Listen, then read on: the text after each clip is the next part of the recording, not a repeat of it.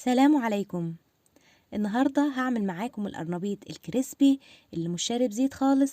تعالوا بينا نشوف ايه هي طريقته اللي فعلا تحفة جدا. في الاول معايا حلة فيها مية بتغلي، ضفت فيها معلقة صغيرة من الملح وكمان معلقة صغيرة من الكمون. نزلت بالقرنبيط وهنسيبه يتسلق حوالي 5 دقايق لحد ما يستوي. تمام. وللكفر اللي هنعمله للقرنبيط هحتاج بيضة، ضفت عليها نقطتين كده من الخل، والتوابل كانت معلقة ونص صغيرين من الملح، نص معلقة صغيرة من الفلفل الأسود، نص معلقة صغيرة من الكركم علشان يدي لون حلو، وكمان معلقة صغيرة من الكزبرة، معلقة صغيرة من الكمون. نزلت كمان بشوية من الخضرة عبارة عن شبت وكزبرة و4 فصوص من الثوم المفروم. زودت كمان معلقة صغيرة من البيكنج باودر. مهم جدا البيكنج باودر، بيخلي القرنبيط بتاعنا ما يشربش زيت خالص. تمام. هنقلب بقى الخليط ده مع بعضه كويس جدا بالشكل ده. وبعدين نزلت بنص كوباية من المية وكملت تقليب لحد ما المكونات بتاعتي كلها اختلطت مع بعض كويس. المكون اللي بعد كده هو النشا. انا ضفت معلقتين كبار من النشا لان دول كان اخر شوية عندي، لكن في العادي ممكن ازود اكتر من كده. النشا بيخلي القرنبيط كريسبي جدا، يعني ممكن على المقدار ده تزودوا ربع كوباية من النشا. بعد كده بقى بنبتدي ننزل بالدقيق بالتدريج على حسب ما القوام بتاعنا يظبط معانا. انا هنا في الاول زودت نص كوبايه من الدقيق وقلبتها، وحسيت ان الخليط خفيف شويه فرجعت وزودت كمان شويه من الدقيق علشان القوام بتاعنا يظبط ويبقى تقيل ويمسك على القرنبيط ما يفكش في الزيت. تمام.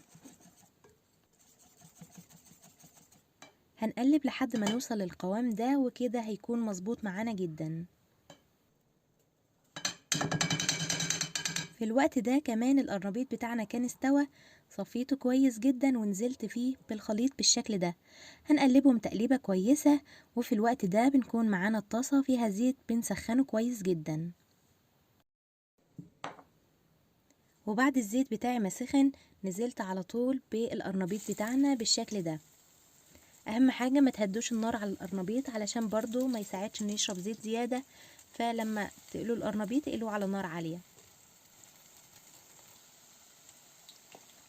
ولما بياخد اللون الذهبي بقلبه على الجنب التاني وبخليه ياخد اللون ده من جميع الجهات. ومش عايزه اقول لكم بقى الريحه في الوقت ده بتكون عامله ازاي. انا عموما بحب القرنبيط قوي وبحبه بالطريقه دي جدا.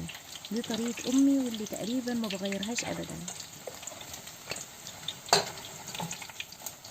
هنا بقى سامعين القرمشه؟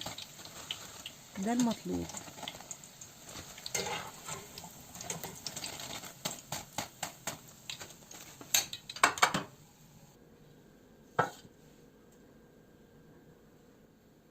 بحب كمان لما اخلص تحمير القرنبيط اديله رشه من الكزبره والكمون. عايزه اوريكم بس المناديل ما شربتش زيت كتير، وده يدل ان القرنبيط مش شارب زيت. جربوه بقى بالطريقه دي وهستنى رايكم.